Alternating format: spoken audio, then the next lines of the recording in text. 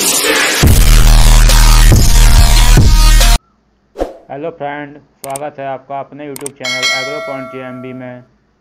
आज हम लेकर आए हैं बीएससी एग्रीकल्चर सेकंड सेमेस्टर का एक सब्जेक्ट जो है फंडामेंटल ऑफ क्रॉप फिजियोलॉजी, जिसका जो पहला पेपर होने वाला है वो यही है, फंडामेंटल ऑफ क्रॉप फिजियोलॉजी। इसका सब्जेक्ट कोड है 2001। जो हमारे पेपर होंगे वो ऑब्जेक्टिव टाइप होंगे।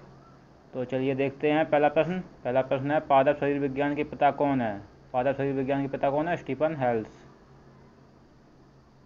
अगला प्रश्न है, रसायन के पिता कौन है? लेवोसियर। कौन है? लेवोसियर। चलिए अगला प्रश्न देखते हैं, वनस्पति विज्ञान के पिता कौन है? तो ये आप लोगों को पता होगा, वनस्पति विज्ञान के पिता कौन है?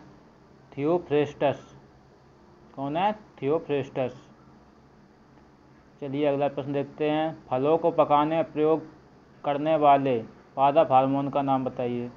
तो जो फलों को पकाता है वो कौन सा हार्मोन होता है? इथाइलिन। चलिए अगला प्रश्न देखते हैं, पौधों की वृद्धि घटाने वाले हार्मोन का नाम लिखिए। तो कौन है? साइटोकाइनिन। चलिए अगला प्रश्न देखते हैं, खरपतवारों को नियंत्रण करने में उपयोग होने वाले दो पादप हार्मोन तो कौन कौन से हैं? 2,4-D और एक 2,4,5-T। तो इनका फुल फॉर्म भी लिखा हुआ है, डाइक्लोरोफेनॉक्सी एसिटिक एसिड, और इसका क्या है? 2,4,5 ट्राइक्लोरोफेनॉक्सी एसिटिक एसिड। चलिए अगला प्रश्न देखते हैं, केंद्रक कला एवं माइटोकॉन्ड्रिया नहीं होती है। तो किसमें नहीं होती है? जीवाणु कोशिका में। इसका राइट आंसर होगा आ। चलिए अगला प्रश्न देखते हैं, कोशिका की पराह संरचना यानी कि अल्ट्रा स्ट्रक्चर का अध्ययन किया जाता है, किसके द्वारा किया जाता है? इलेक्ट्रॉन सूक्ष्मदर्शी द्वारा। अगला प्रश्न है, जंतु एवं पादप कोशिका में मुख्य अंतर क्या होता है? इसमें मुख्य अंतर क्या होता है? जो कोशिका भित्ति होती है वो जंतु कोशिका में नहीं पाई जाती है। तो इसका राइट आंसर होगा सा। चलिए अगला प्रश्न देखते हैं, प्रोकैरियोटिक कोशिका में नहीं होता है, क्या नहीं होता है? केंद्रक कला के अंदर कोशिकांग और केंद्रका, ये सभी प्रोकैरियोटिक कोशिका में नहीं होते हैं। इसका राइट आंसर होगा द। चलिए अगला प्रश्न देखते हैं, केंद्रक के अतिरिक्त पादप कोशिका में डीएनए पाया जाता है, कहाँ पाया जाता है? केवल माइटोकॉन्ड्रिया में, केवल हरित लवक में। तो इसका राइट आंसर होगा सा, माइटोकॉन्ड्रिया और हरित लवक दोनों में ही पाया जाता है। चलिए अगला प्रश्न देखते हैं, डीएनए की संरचना की खोज सन 1953 में की थी, किसने की थी? वाटसन एवं क्रिक ने। राइट आंसर इसका है। चलिए अगला प्रश्न देखते हैं, डीएनए एवं आरएनए में मुख्य अंतर क्या होता है? इसमें मुख्य अंतर क्या होता है? शर्करा एवं प्यूरिन दोनों प्रकार में। राइट आंसर इसका सा है। चलिए अगला प्रश्न देखते हैं, कोशिका की भित्तियाँ आपस में जुड़ी रहती हैं, कैसे जुड़ी रहती हैं? मध्यपटल द्वारा। राइट आंसर इसका बा है। चलिए अगला प्रश्न देखते हैं, हरे फल पकने पर रंगीन प्राय लाल हो जाते हैं क्योंकि? हरित लवक।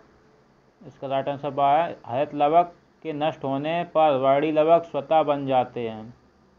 तो इसका राइट आंसर बा है। चलिए अगला प्रश्न देखते हैं, प्रायः वनस्पति कोशिका नहीं पाई जाती है, किसमें नहीं पाई जाती है? सेंट्रोसोम।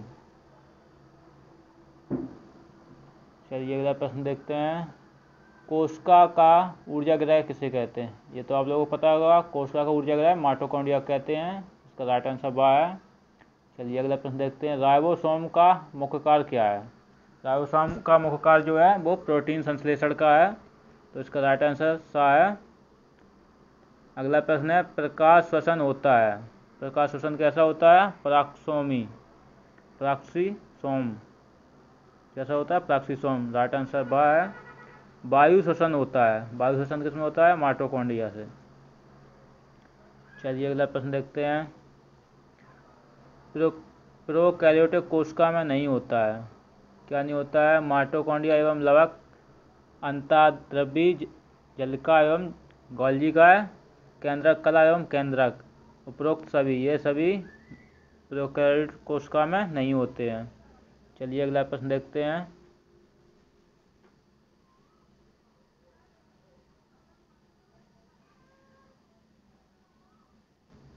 अगला प्रश्न है, मूल रोमों द्वारा जल का अवशोषण इसलिए होता है कि, इसका राइट आंसर क्या है कि कोशिका द्रव में विलों की सघनता मृदा विलयन से अधिक होती है। चलिए अगला प्रश्न देखते हैं। सक्रिय जल अवशोषण में क्या होता है? इसमें सक्रिय जल अवशोषण में होता है, जड़ के जल अवशोषण के लिए श्वसन ऊर्जा का उपयोग होता है। राइट आंसर इसका क्या है? जड़ के जल अवशोषण के लिए श्वसन ऊर्जा का उपयोग होता है। चलिए अगला प्रश्न देखते हैं। मूलदाब अधिक होता है। मूलदाब अधिक कब होता है? जब बाष्पोत्सर्जन कम हो और जल अवशोषण अधिक हो। राइट आंसर क्या है इसका? अगला प्रश्न देखेंगे। भूमि से मूल द्वारा जल का क्रियाशील अवशोषण मुख्यतः होता है। मुख्यतः होता है कब होता है? बाष्पोत्सर्जन के कारण कोशिका द्रव में खिंचाव के द्वारा। राइट आंसर का घा है। चलिए अगला प्रश्न देखेंगे। कौन सा शीघ्र होने वाला अवशोषण है? तो इसका राइट आंसर क्या है? सक्रिय अवशोषण। चलिए अगला प्रश्न देखेंगे। कौन सा जल जड़ों द्वारा अवशोषित किया जाता है? कौन सा जल जो जड़ों के द्वारा अवशोषित किया जाता है? किसका जल? Capillary water. चलिए अगला प्रश्न देखेंगे। पौधों में रसोवण के जैववाद से अधिक संबंधित सर्वप्रथम वैज्ञानिक हैं। कौन है? गोडलेवस्की।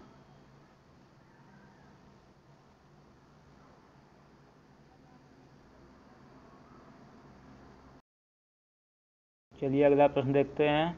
अगला प्रश्न है, पौधों में रसोवण के जैववाद से संबंधित सर्वप्रथम वैज्ञानिक कौन है? कौन है? गोडलेवस्की। राइट आंसर बा इसका। अगला प्रश्न है, रसोवण का सर्वाधिक मान स्पष्टीकरण है। किसमें है? बाष्पोत्सर्जन खिंचाव में। राइट आंसर इसका सा है। चलिए अगला प्रश्न देखते हैं। पौधे कब मुरझा जाते हैं? पौधे कब मुरझा जाते हैं? जब दारू बंद हो जाता है। चलिए अगला प्रश्न देखते हैं। ऊंचे वृक्षों में पानी का रसोवण मुख्यतः होता है। कैसा होता है? बाष्पोत्सर्जन खिंचाव एवं जल संलाग बल के कारण।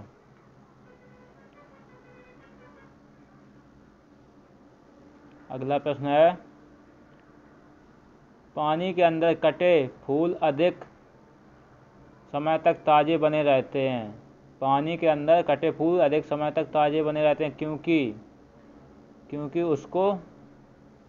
क्योंकि उसको लंबे समय तक आवश्यक मात्रा में जल प्राप्त होता रहता है। राइट आंसर इसका आ है। चलिए अगला प्रश्न देखते हैं। अगला प्रश्न है, वायुमंडलीय नाइट्रोजन स्थिरीकरण नहीं कर सकता। कौन नहीं कर सकता? सरसों का पौधा। राइट आंसर का दा है। अगला प्रश्न है, एक सूक्ष्म मात्रक या लघु तत्व है। कौन सा है? जिसका प्रयोग पौधे बहुत कम मात्रा में करते हैं। कौन है? जिसका प्रयोग पौधे बहुत कम मात्रा में करते हैं, उसे हम सूक्ष्म मात्रक या लघु तत्व कहते हैं। चलिए इस प्रश्न को दोबारा रिपीट करेंगे। एक सूक्ष्म मात्रक या लघु तत्व होता है। तो क्या होता है? जिसका प्रयोग पौधे बहुत कम मात्रा में करते हैं, उसे हम सूक्ष्म मात्रक या लघु तत्व कहते हैं। राइट आंसर का आ है।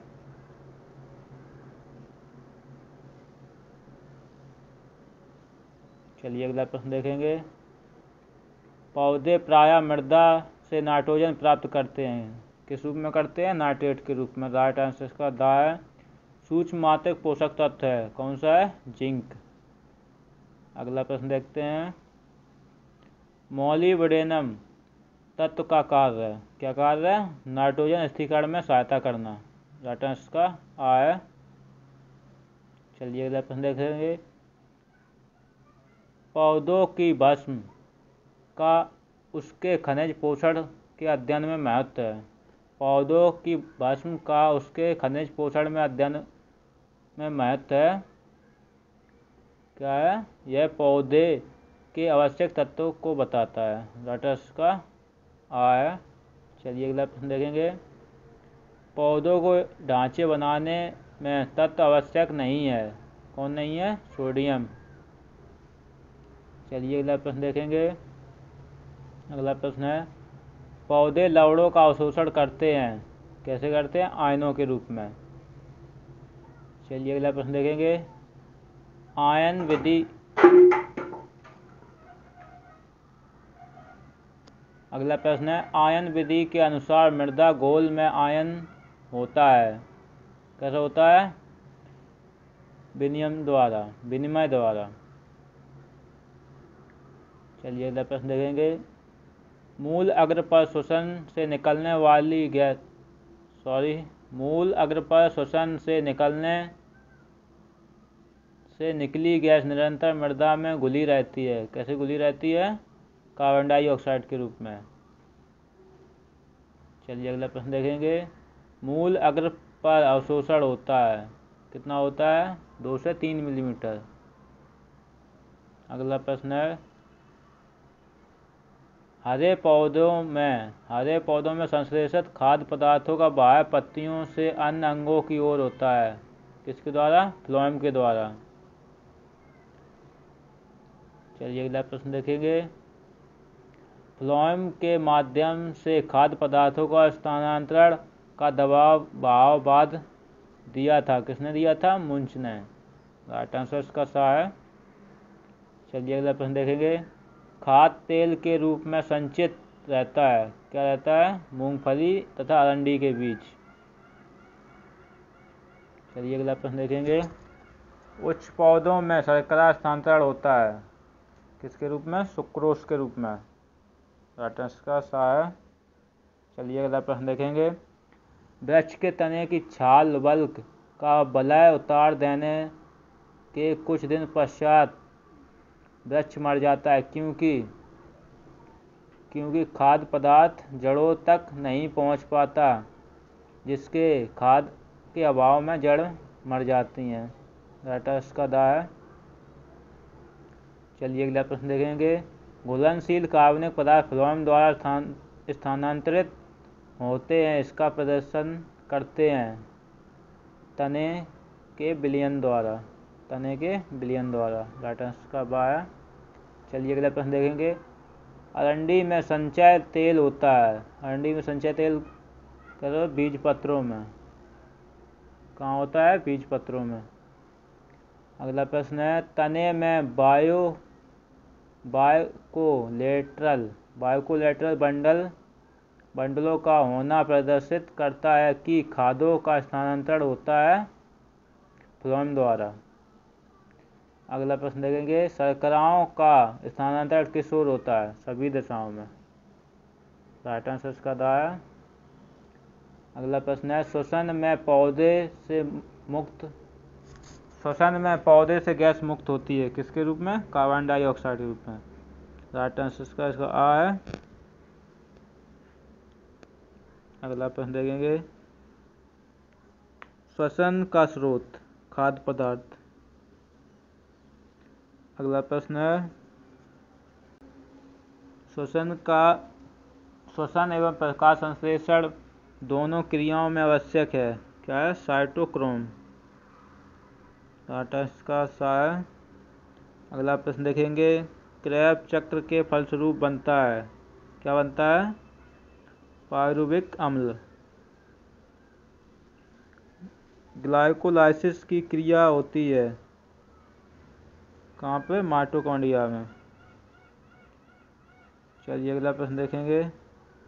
रात को पेड़ के नीचे नहीं सोना चाहिए क्योंकि रात में पेड़ कार्बन डाइऑक्साइड गैस छोड़ते हैं। अगला प्रश्न है, पौधों में श्वसन होता है सभी जीवित कोशिकाओं में। पौधों में श्वसन किसमें होता है? सभी जीवित कोशिकाओं में।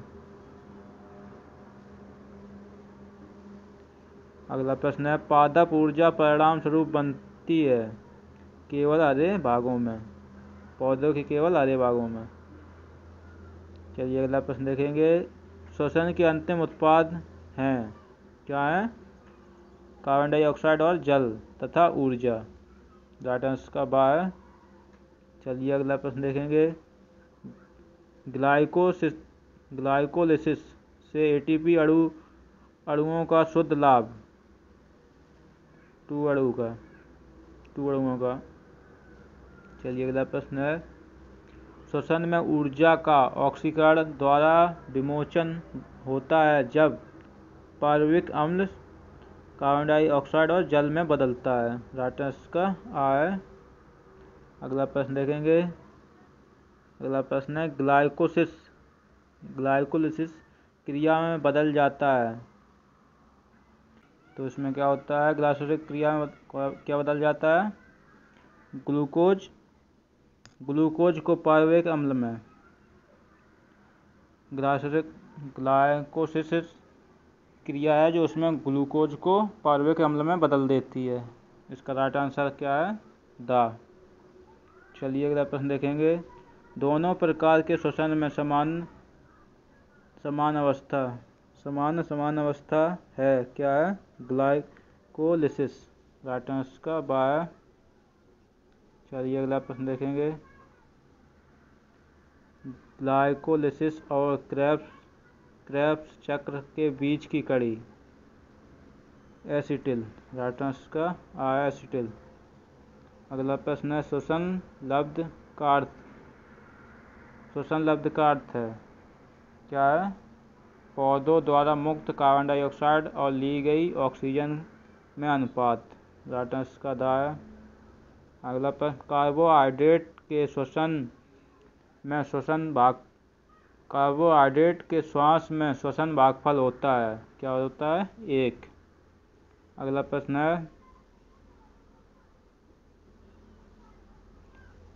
है, वसा अथवा प्रोटीन की श्वसन क्रिया में श्वसन भागफल होता है, क्या होता है? 1 से कम। चलिए अगला प्रश्न देखते हैं। कार्बनिक अम्ल की श्वसन क्रिया में श्वसन भागफल होता है 1 से अधिक।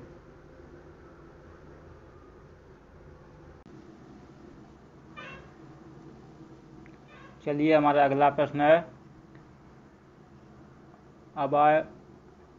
अवायवीय श्वसन को अंतिम उत्पाद। अवायवीय श्वसन का अंतिम उत्पाद है, ये गलत छपा है, को नहीं, यहाँ पर का होना चाहिए। अवायवीय श्वसन का अंतिम उत्पाद क्या है? अल्कोहल और कार्बन डाइऑक्साइड। राइट आंसर का सा है। चलिए अगला प्रश्न देखते हैं। शराब खट्टी हो जाती है, शराब खट्टी क्यों हो जाती है? वायवीय जीवाणुओं की क्रिया से। वायवीय जीवाणुओं की क्रिया से। राइट आंसर का आ है। चलिए अगला प्रश्न देखेंगे। किण्वन की क्रिया में क्या होता है? कुछ कवकों तथा कुछ जीवाणुओं द्वारा होती है। किण्वन क्रिया कैसे होती है? कुछ कवकों तथा कुछ जीवाणुओं द्वारा। राइट आंसर का सा है। चलिए अगला प्रश्न देखेंगे। फल पकते समय जब पानी की मात्रा कम हो जाती है तब श्वसन कैसा होता है? धीरे धीरे। राइट आंसर का बा है। चलिए अगला प्रश्न देखेंगे। पाश्चर प्रभाव क्या है? अवायवीय परिस्थितियों को वायवीय परिस्थितियों में बदलना। अवायवीय परिस्थितियों को वायवीय परिस्थितियों में बदलना। राइट आंसर का बा है। चलिए अगला प्रश्न देखेंगे। साइटोक्रोम का मुख्य कार्य क्या है? इलेक्ट्रॉन ग्रहण करना। क्या है? इलेक्ट्रॉन ग्रहण करना। चलिए अगला प्रश्न है। ऑक्सीश्वसन से उत्पन्न ऊर्जा। ऑक्सीश्वसन से कितनी ऊर्जा उत्पन्न होती है? 673 कैलोरी। राइट आंसर का आ है। अगला प्रश्न है अवायवीय श्वसन में कुल कितने एटीपी बनते हैं? अवायवीय श्वसन में कुल कितने एटीपी बनते हैं? 2। राइट आंसर का आ है। तो चलिए हमारे आज के क्वेश्चन कंप्लीट हुए। तो आप लोग बताइए वीडियो कैसा लगा। वीडियो अच्छा लगा हो तो वीडियो को लाइक करें, कमेंट करें और शेयर कर लें और चैनल को कर लें सब्सक्राइब। हम आपके लिए ऐसी वीडियो लाते रहेंगे, अब सभी सब्जेक्टों की वीडियो बना देंगे। तो आप लोग वीडियो को लाइक कर दीजिए और चैनल को कर लीजिए सब्सक्राइब। तब तक के लिए जय हिंद दोस्तों, मिलते हैं अगले वीडियो में।